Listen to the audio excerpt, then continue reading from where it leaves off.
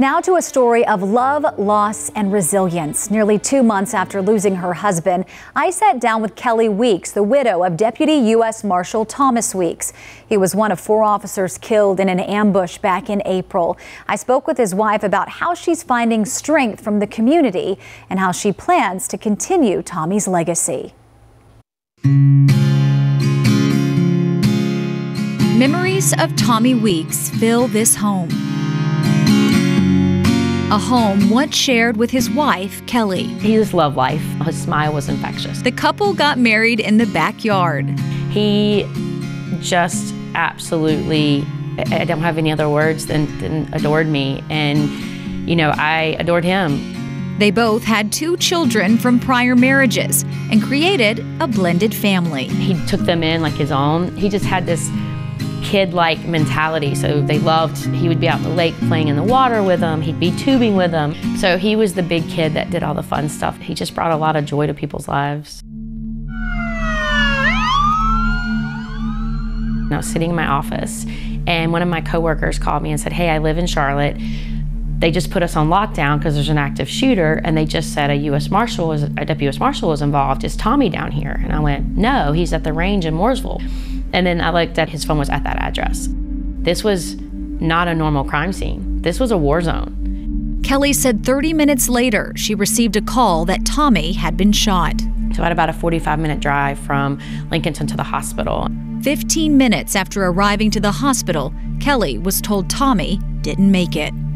Looking around the room at the other deputy marshals that were there and seeing the emotion in their faces, and they're worried about me, and then I'm worried about them. These people are heroes. There's no other word for them. And they're struggling just as much as I am, and they need just as much love and support as I get. Tommy's absence now leaving a void in Kelly's life. We went grocery shopping together. We worked out the gym together. Every fabric of my life involved him. When deciding if the funeral would be broadcast and if she would speak, Kelly says she went back and forth. And then I decided that it was the only way I could truly get a message out. But before this tragedy, he was already a hero to me and our family. And it was my chance to tell the world who he was. When you spoke and everyone in the newsroom was like, wow, that is a strong woman. Everybody talked about how strong I was during the speech. But then if you saw me 2 seconds later when Director Davis handed me the flag, you know, it was full on ugly cry, you know, it was no holding it back. I was so focused on getting through that speech that as soon as it was done and I sat down, it was almost like this flood came over me. Just everywhere. You can just see all the stuff that we've gotten. What sustains Kelly now is the outpouring of love and support she's received from the community. The outpour from the community, I think also is what really reminds me that people do care. It's about the letters and the cards, and that's what gives me hope.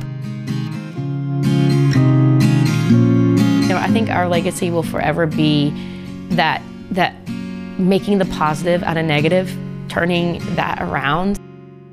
I don't want his death to bring sadness, because that's not who he was. I tell his daughter all the time, the best way to honor your father is to live your life and live it happily.